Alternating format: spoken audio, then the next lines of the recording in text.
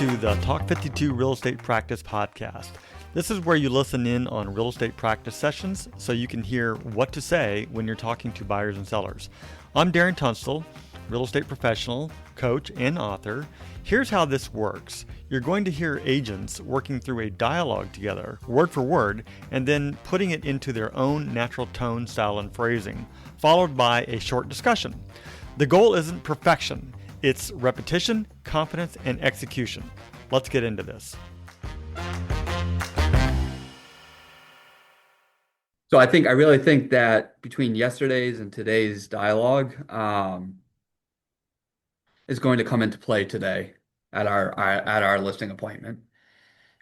She has an appraisal in hand Yeah.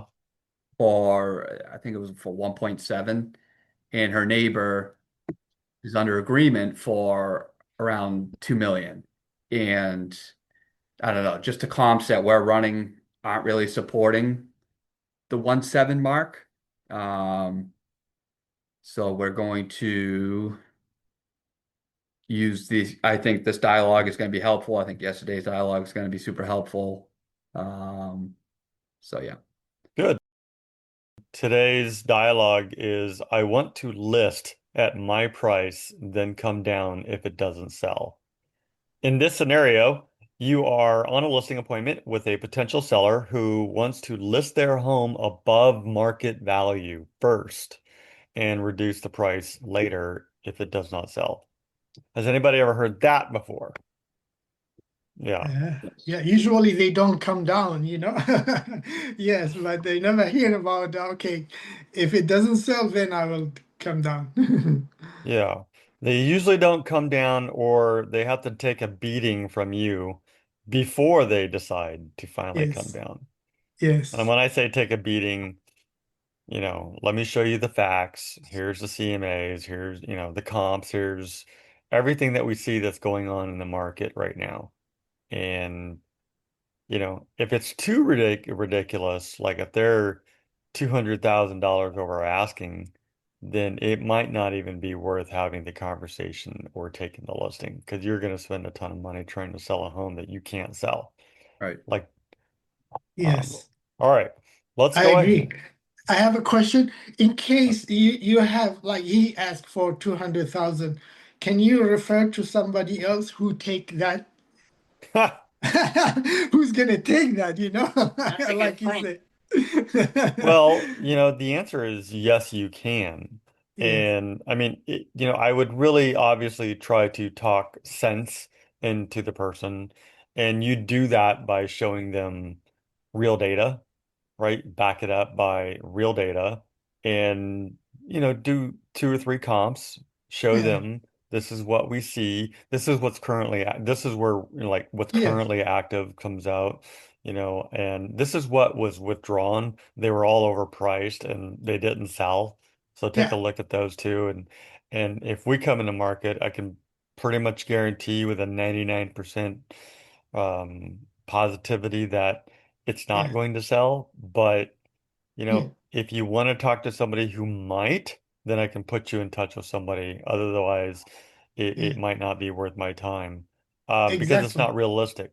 Um, exactly. Yes, but I want to point out that if you do that, yeah, then get a referral fee yes, from it. Because chances are, if they did, you yes. might as well earn something from it. Because I hear from a lot of people, they say when I didn't take it, eventually he had somebody sold it for him. So eventually he's gonna be sold, but if that agent's gonna be more patient with him and tolerate, and eventually it's gonna be sold. So, but you just find somebody more patient than you. So Yeah, yeah, yeah. And if you're asking for 25%, yes, then, that's an why extra five not? grand in your pocket if they actually Yeah, did sell it. You never yes, know. They could have one of those buyers that, again, we talked about this the other day, who yes, absolutely loves this home and it was their childhood place and they grew up there. There's a lot of sentimental. They've got a lot of money now. You never know. Let's go ahead and do this dialogue. It is a good dialogue. Dan and I, before you all jumped on today, were talking that this is going to be a very useful dialogue for him today. in a conversation that he's having. And so I know that if one realtor out there finds it useful, then you all will find it useful as well. So let's go ahead and do some breakout. All right, Cecile, you're the All right. agent Okay. when you're ready. Sounds good. Okay. Oh, you know So what? I, I'm gonna start this out. okay. Cecile, I hear everything that you're saying, but at the end of the day, I just want my price, and I don't really want to lower it or anything like that. I think it's worth $2 million. I appreciate you sharing that you'd like to start higher and come down if needed. Yeah, but I just want to test that market. I really think that we can get $2 million. That's actually a really common approach I hear. Can I walk you through something we used to look at how buyers respond to pricing? Okay, sure. So it's the pricing triangle we use during our presentations. Mm-hmm. Market value, about 60% of buyers in the market will look at your home. Okay. That's interesting. Yeah, and so if we just got 10% above that, we drop to around 30% of buyers. So right away, we're cutting the audience in half. I see it. I see what you're saying. Yeah. Yeah, so and if we push closer to 15% above market, only about 10% of buyers will even consider it. That means most buyers won't even see your home as an option. Well, um, I definitely want people to see my house. Yeah, Um, definitely. yeah. Okay. I see where you're going. All right. Makes sense. Yeah, on the other side though, if we price about 10% below market, we open that up to about 75% of buyers. And closer to 15% below, we're reaching nearly 90% of the market. Well, that's what I want. I want to reach all the market and then pay me my $2 million. Yeah, exactly. And so what this really shows is pricing higher doesn't give us more exposure. It actually limits how many people see your home. Um, okay. Okay. I hear you. Yeah, so when we start high and come Hmm. down later, we miss that initial wave of buyers. And that's usually when your home gets the most attention. So basically, you're saying that if I put it on the market at a higher price, then less people are going to see it. And if I put it on a market for lower price, a whole lot more people might see it. I mean, I guess the only question that I am asking myself, and you don't need to answer this right away, but I'm kind of curious if I price it too low, if are people actually going to come up on my price? I don't know. Mm. That's a very good question. Buyers will tend to act quickly when something is priced right and feels competitive.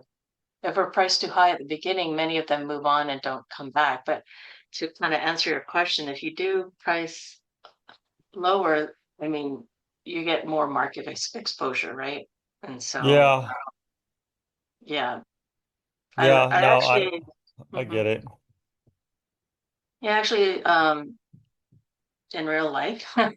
I did see this one house that was on the market well below asking, and they got a ton of offers and ended up selling at what they wanted. So, I mean, true So case scenario. breaking dialogue. So what you're telling me is this dialogue happens in real life.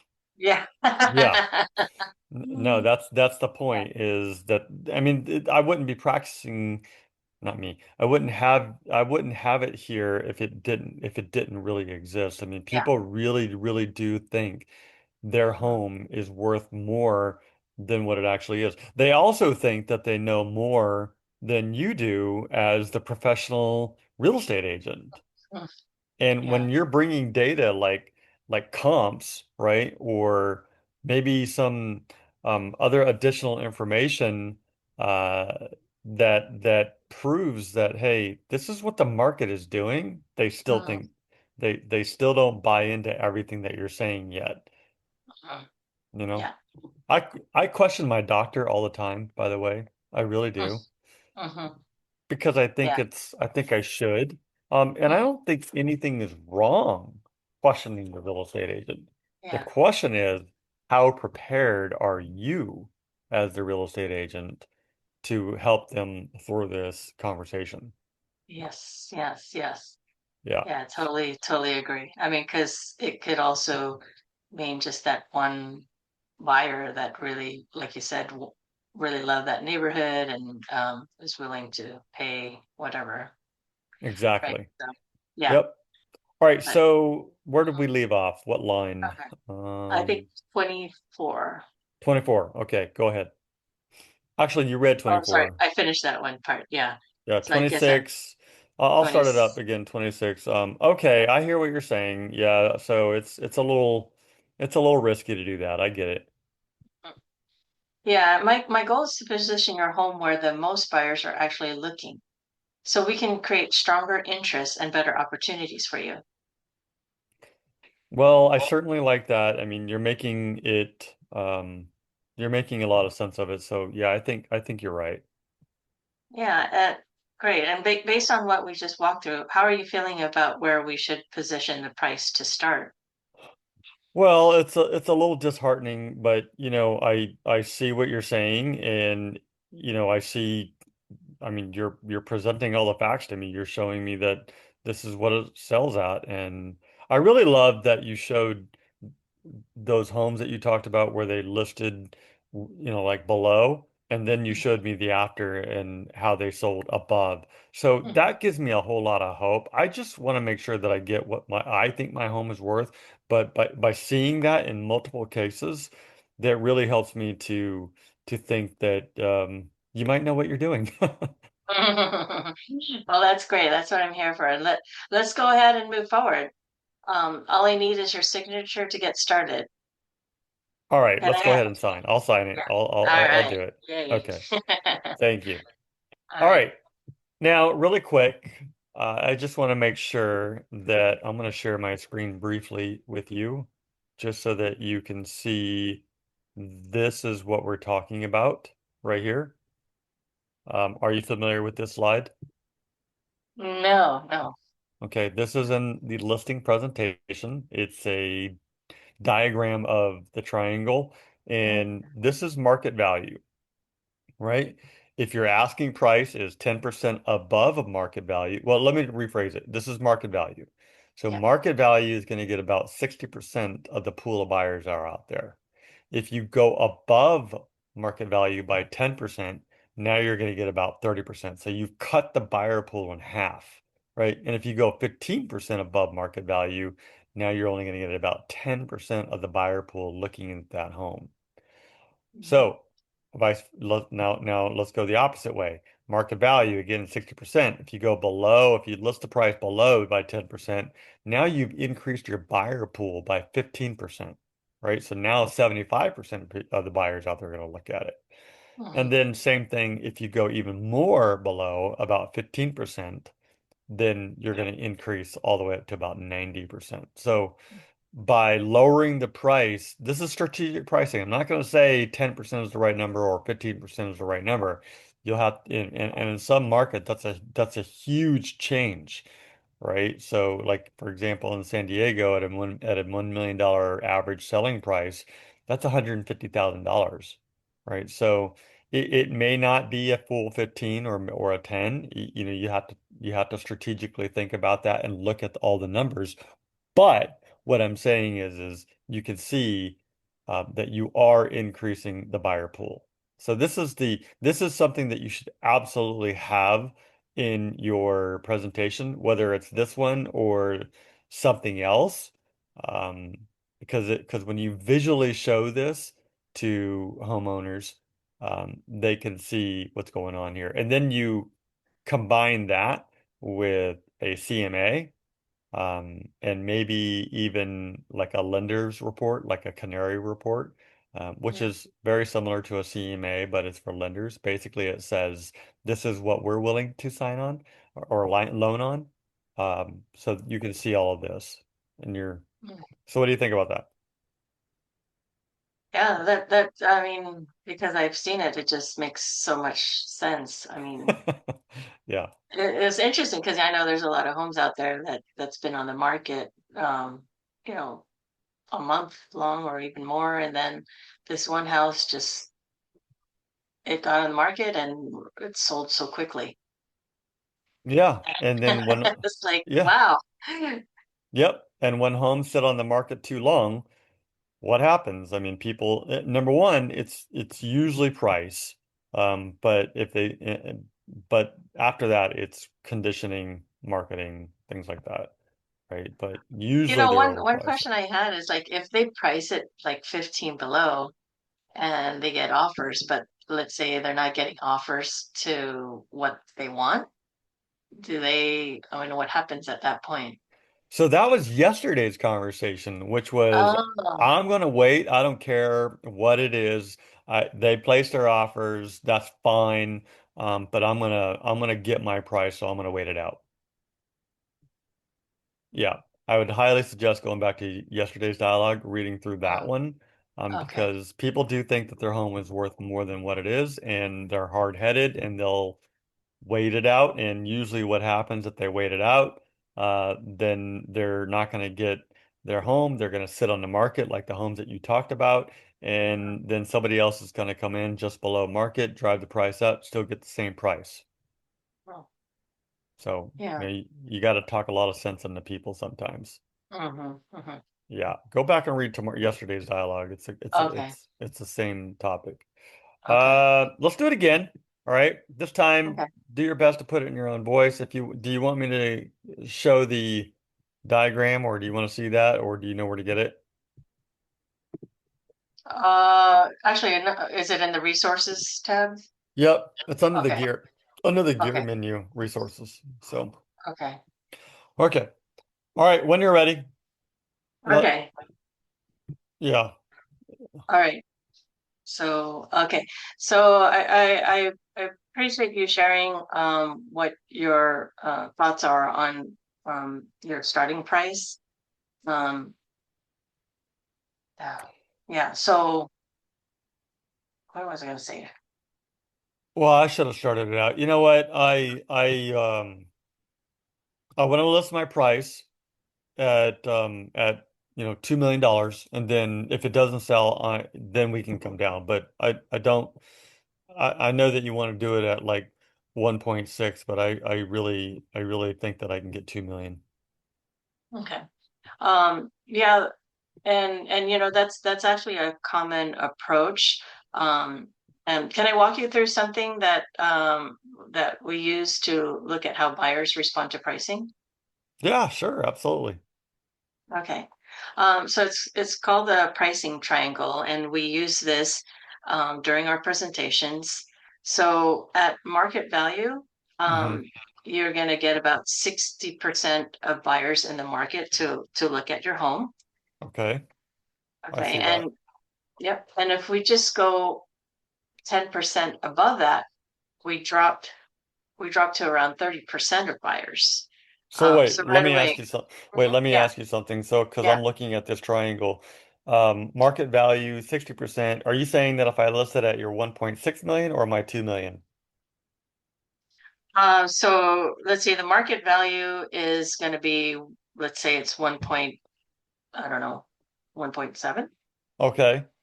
Yeah. So is that, I don't, I can't do the calculation. Well, I'm wondering because you're basically you're telling me my home is worth 1.7 million right now, right? Yeah. And is that market value at 60%? Is that what you're saying?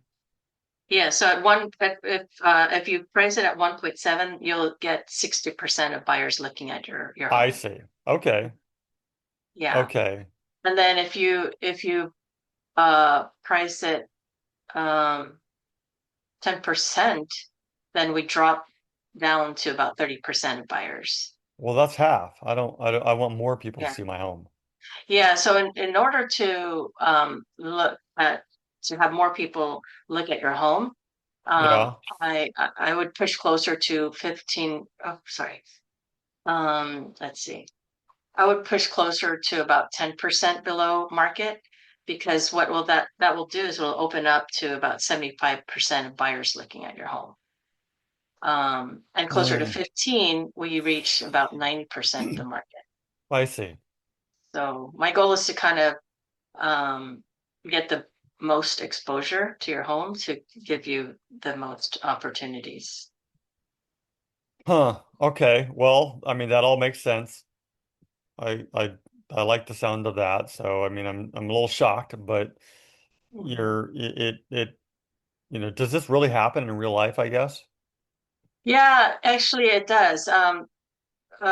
There, we've had some market data where there are some homes that were priced just like last month. It was a house that was priced at 850 and the market value was about 1 million. And they came in with multiple offers and sold like in less than a week. Yeah, So, and let's take a quick break. The story that you gave me earlier, like that okay. you actually saw, I think this is to be a perfect opportunity because people love storytelling, right? Tell Yeah. them the story. Tell me Hmm. the story. So when you're ready, go. Okay. Yeah. Does this happen So in real life though? it I did. mean, It really did. It was in Sabre Springs. There was no, I'm asking you. oh, sorry. Oh yeah, yeah. See, that's what I'm saying. Like, this is a real story. You know it. You can own it. So I'm going to ask Yeah. you role play. Uh-huh. So Cecile, does this really happen in real life? I mean, do people actually list lower? I mean, I don't know. Does it really Yeah. happen? Yes, it definitely is something that happens. I had a friend that had been looking for a house and she wanted to go see this house. And apparently it got so much attention because it was well below market. And Mm. they ended up getting multiple offers and the house was sold within a week. So Did they have to sell for unfortunately she didn't less? get it actually sold for what was the asking price. So, you know, So they it, got it to their price that they wanted. yes, they got to the price that they wanted Mm. because of multiple offers. So, Okay. mhm. Well, that makes me feel a lot better. Yeah, yeah. So, I mean, a lot of homes that are not priced correctly, they'll stay on the market longer. So if, depending on what you want, if timing is important to you, then I would, you know, lean on the pricing it lower. Okay. I mean, no, I mean that makes me feel a lot better. I mean, you're making a lot of sense. You're showing me a lot of numbers here. I mean, I mean, all I'm doing is just looking at places like Zillow and Redfin and a couple of other places. I also read a bunch of stuff on Reddit, but Mhm. those people, I don't know what they're talking about sometimes. Um, Yeah. okay, so what do we do? What do we do? Yeah, well, since buyers tend to act quickly when something is priced right and feels competitive, if we're priced too high at the beginning, many of them move on and don't come back. Okay. So, um, let's see. So, well, actually, so based on what we just walked through, how are you feeling about where we should I mean, it position? makes a lot of sense. So it makes a lot of sense to me. So I'm just kind of curious, I don't know at this point. What do you want me to do? Okay, well, let's go ahead and move forward. All I need is your signature to get started. Um, Okay. I Right can here? have this listed by Wednesday. Okay. Okay. Wednesday. Well, let me clean it up a little bit. Give me a week. Okay. Give me 2 weeks and then we can go put it on the market.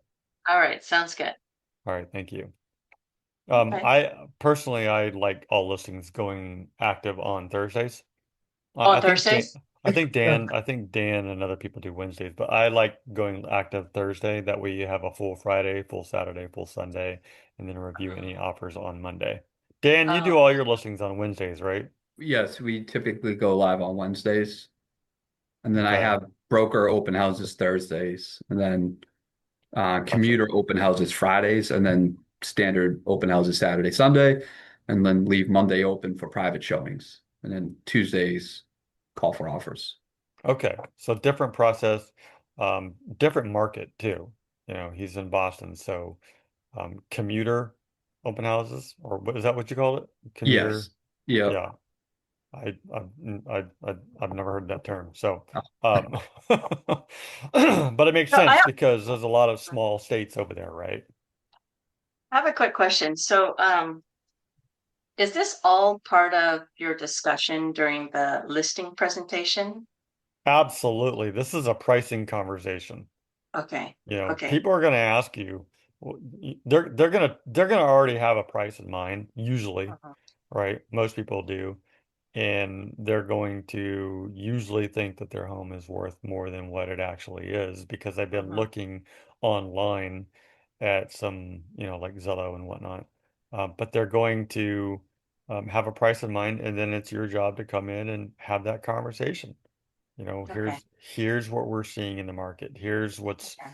actually sold. Here's what's currently active. You know, Dan, what do you think? Yeah, no, it's exactly that. And Alan and I had a good practice here, and one I was just taking some notes here. One note I had was let me just pull it up here. How can you guarantee the price will reach higher if we list Mm. lower? Yeah. Right. I've And had people say, well, I don't want to give my house away, and I don't want, I'm not selling at, you know, 700,000 if I feel like I know you want to list it below market, but what if I only get that price? What if I only get that offer? Right? How can you guarantee that I'm going to get multiple offers to mhm. up up the price? And the Good answer question. is,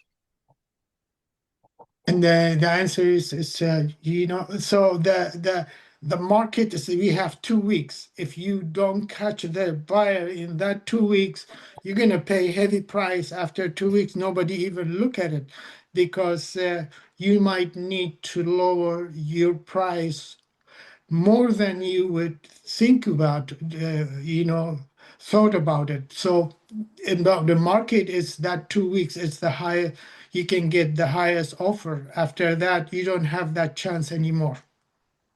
yeah, that's a good point. And the answer really is you really don't know Right. either, right? The most that we can do is Get eyes on it. put Yeah. eyes on everything, Mhm. show them this graph, which is something that's been put together based on real data throughout the years. The other part of it is you can build your own, whether it's a triangle, a box, or a circle. I don't really care what it is, but you have to have something that visually shows them like this, that here's what the market is saying, right? So it was interesting because during our conversation, me and Cecile, she stopped and said, "This really happened." And I go, well, it took me a second, by the way, to realize that you were breaking character. And I said, whoa, wait. So, so she was telling me a story about somebody buying a property or in a certain neighborhood, about how there was homes sitting on the market, and then a newer one came in under asking, under the market value at that time, got a whole bunch of offers, and then it ended up pushing the price back up, you know. So that story, I mean, I know that you were thinking about it because this really happens, is what you're trying to say. And so I'm just showing you this graph that you have to have something like this in your listing presentation. So, Cecile, to answer your question, is this a conversation we're going to really have? Yes, because this is your listing presentation.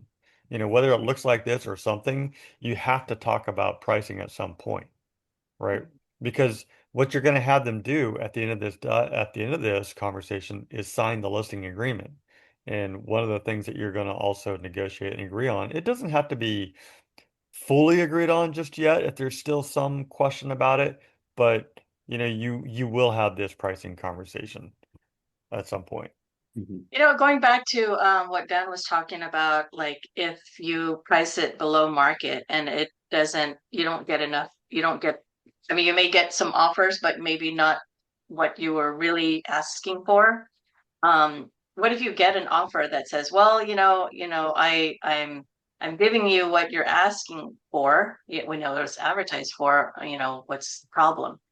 Why are you not accepting my offer? Yeah. Well, How do we handle those kind of things if that comes up well, how do you handle those, Dan?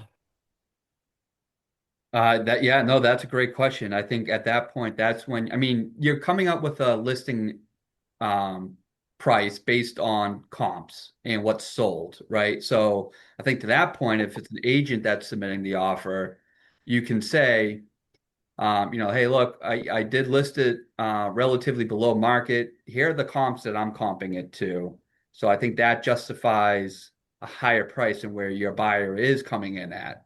And then if you have multiple offers, hopefully, you do have some that are higher than each other.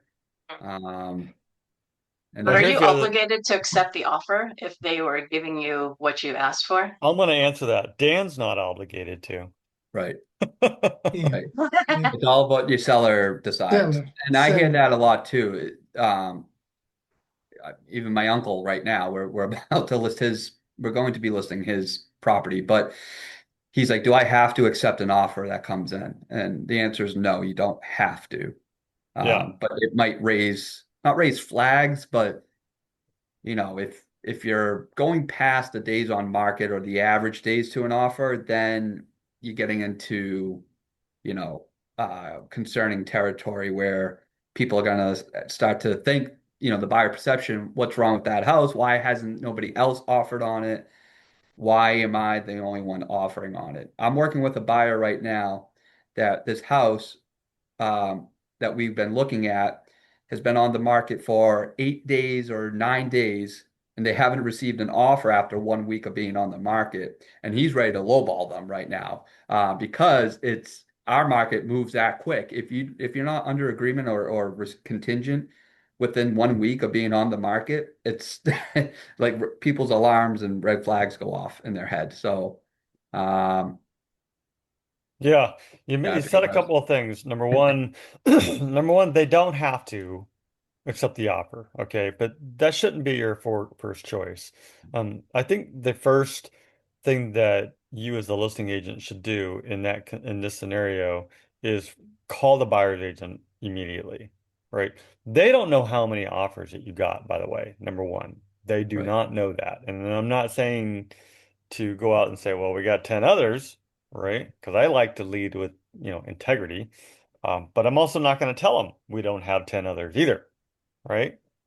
I, I see your offer. Just want to let you know that we got it. Tell me about your offer. Just out of curiosity, how did you come up with this offer? right, Let them talk, and then we can go into, when we pulled the comps to list this price, these are the homes that we were looking at that are very comparable to this property. So I ask you again, based on this, it says 750, but you came in at 715. If you really want to be competitive, then I think you're going to have to come up. We like the offer, we like the terms, but here's the deal. It's not very strong. Well, how many offers do you get? How many offers have you gotten so far? That's not why I'm calling. I'm calling to ask you how you came up with your offer because it's none of their business. right. But isn't that good idea to let them know so we have how many offers so they can come Not up if you with don't them. have any more than theirs. Right. I If, see. if theirs is the only one, Oh, I see. Got it. Got it. right? Yeah, you're right. That's I'm right. not saying to lie. I'm just Yes. saying Yeah. don't give up your leverage. Exactly. So can we like tell that buyer we gonna consider or keep it in hold We consider that. How about that? Uh, After um, 1 week, maybe we can go back to it, and if we decided, let's go. you have to have a very serious conversation with your seller. If they've been on the market for 3 weeks, 4 weeks, whatever, and this Mhm. is the only offer that they've received so far, Yeah, that's what I'm saying. then they have to make a decision. What do So you want to do? we can go back to that agent and say, okay, we accept your offer. Is that possible? If that's what the seller wants to do. If the seller wants to, okay. Yeah. But what if the you're gonna price it below market, right? And let's say below market is 800, whatever, right? And then you start to get offers of 800 and but you really don't want 800, like you're trying to get top dollars for it, where your goal might be 850, 900. So do you what do you do with those offers that are coming in at what you listed it at, but you really wanted more? Well, the easy answer is you present all offers to your client. You lay them out, and I don't know how you do it, Dan, but there is a comparison like spreadsheet, at least in our forums, that you can actually compare offers. And you're looking at everything. You're not just looking at price, right? You're looking at contingencies, you're looking at terms, you're looking at the price, obviously, and Mhm. you're comparing. And which one really truly looks like the strongest offer? What if they said, you know what, we're gonna come in, 15 grand below, but we're gonna pay for everything. Seller doesn't have to pay for anything. Hmm. It's like, okay, well, you gotta calculate all that stuff out. Right. Dan, I think you're gonna say something.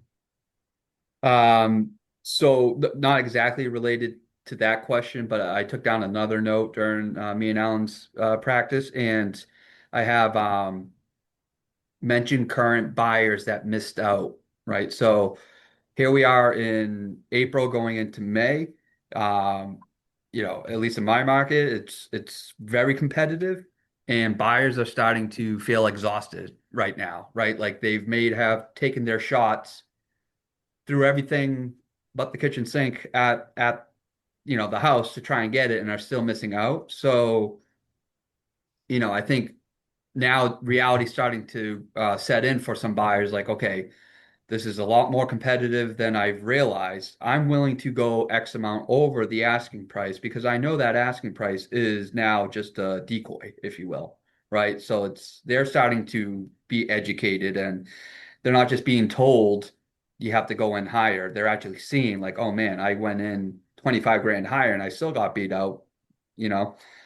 So I think explain to the seller like buyer perception, like they realize if you're a price below market, they realize now that they have to go over the market. They've seen the market themselves now and experienced it.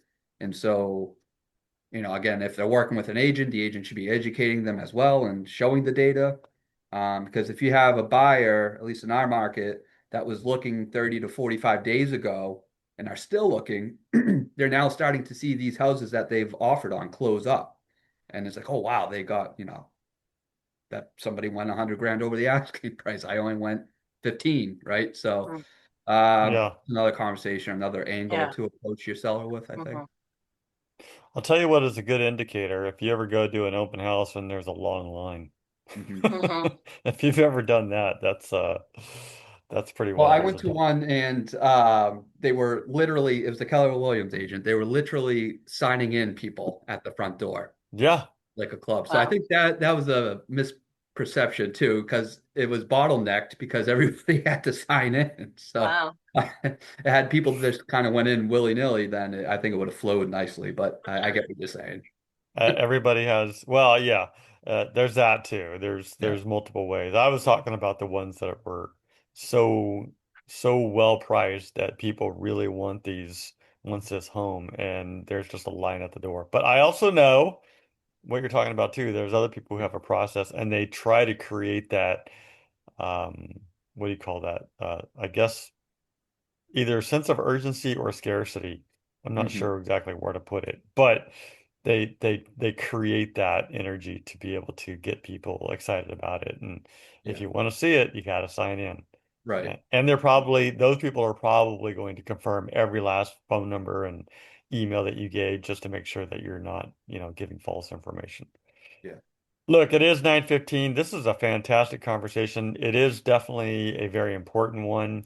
Pricing strategy is a big deal. There's full-on classes just for it as well. And it's critically important. I know Dan, for example, is having this conversation today about maybe not the same exact conversation, but it is going to be about pricing is going to come up, and there's a chance that somebody is going to say, well, I want my price no matter what, and so anyways, that was good. Anything else to add before we go here? All right, what's next? Lead generation. Lead generation. That's right. Lead generation. So we practice lead generation, follow up, right? After that, go on appointments, go under contract, close deals. Good job, everybody.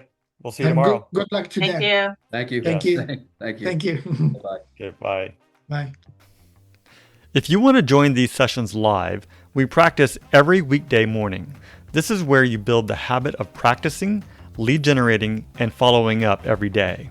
Head over to talk52.com to create your account and get started. That's TALK52.com.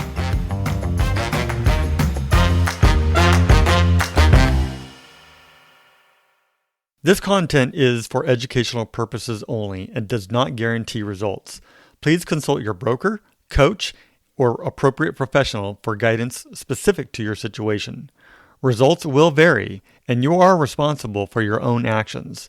Darren Tunstall, California Real Estate License 018534445, currently unaffiliated with a brokerage.